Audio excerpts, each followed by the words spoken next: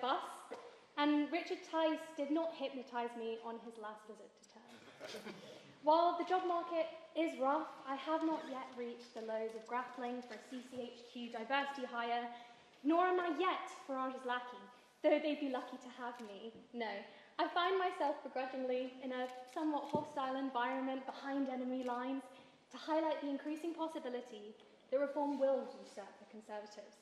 But most importantly, why this will destroy our political system.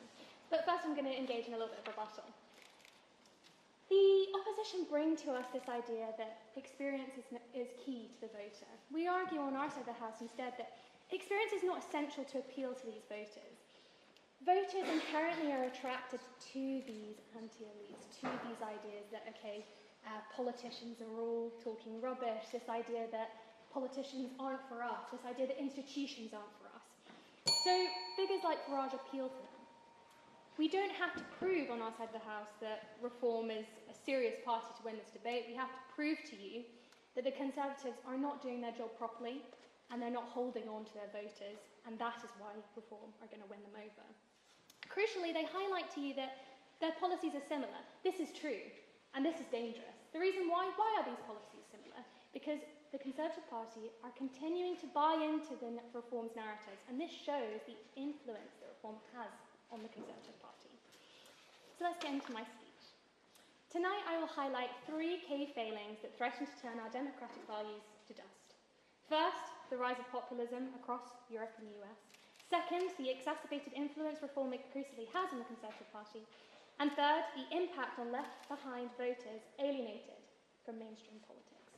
We face an uncomfortable reality in the West. Mainstream political parties have failed to convince us of their reliability. Scandal after scandal, economic turmoil, and trashing of transparency have created an opening for far-right populists. The ugly truth is that populism sells because it's a compelling story. Politics is a selling game, and by God, do far-right populist parties have a good pitch. Complex socio-political issues are condensed into digestible, emotionally charged taglines, a world of good versus bad that we readily gobble up. This is evident across the pond.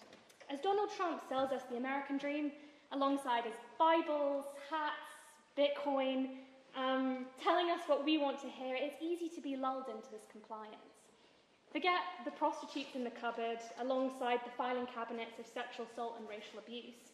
It's easier to digest the narrative which we want to hear, and that is easily solvable. The Front National forgets its extremist roots, and the AFD continues to exploit economic uncertainty to fuel nationalism. So why is this relevant? They sell us digestible narratives in a social media age where all we want to read are the headlines. The subtext is tricky.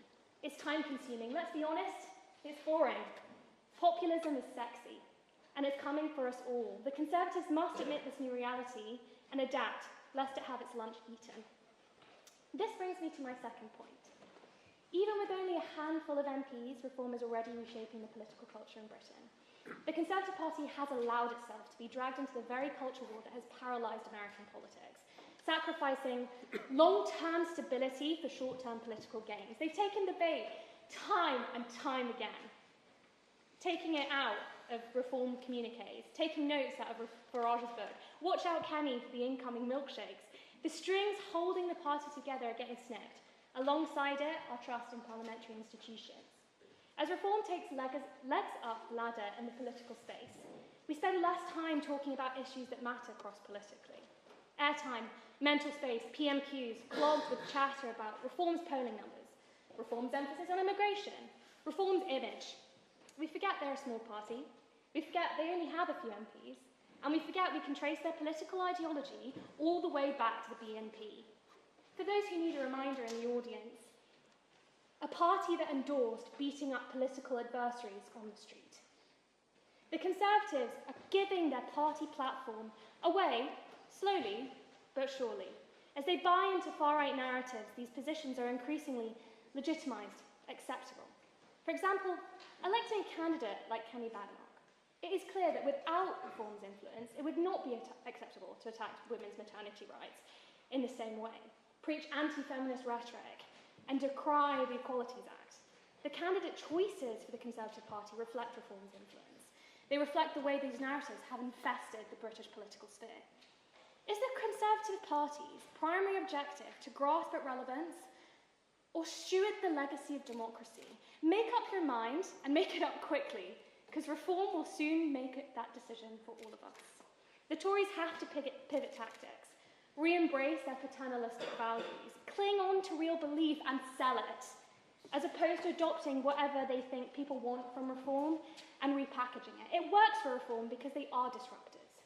The Conservatives are a party of pragmatic change. Stop attempting to disrupt. Frankly, it looks pathetic for a party which has been the bedrock of British democracy to clutch onto Farage's coattails. Finally, the voters reform are targeting are not just angry. They have been abandoned by mainstream parties. The Conservatives have spent decades chasing middle-class votes, leaving working-class communities struggling with deindustrialisation, rapid cultural changes, and destruction of traditional norms. No communication, no time, and no care in terms of policy commitments for those voters who feel like they don't have a voice. Crucially, the disconnect between privately educated university grad politicians and these voters is growing. The political negligence is shoving people towards reform, offering instead understanding, a sense of belonging, and a feeling of being heard. That gap that reform is weaponising to push a polarised narrative, increasing their political power over the need for social cohesion or economic growth. So while, this idea that the Conservative Party continues to reinvent itself, that might be true, in this case, reinvention towards more right narratives and towards reform is not what is good for democracy and actually strays from the ideas and ideals that the Tory party preaches. We are living in a different context. We're dealing with different problems, and we're dealing with different mechanisms of influence. We all have TikTok on our phones. We're all getting information in different ways. We're no longer living under the days where you have a party press that you read religiously. These are different tactics which populists are exploiting and using to their own end through clickbait. Trust the enemy you know, I propose, which is strange if you know me. If the Conservatives continue down this path, reform won't just influence them, it will unite them. Shoving these problems under the carpet and praying they go away won't solve them. The choice is clear. Acknowledge the threat, demand better, and vote for the proposition. Reform is on the prowl, and the Tories need to adapt before it's too late for all of us. Thank you.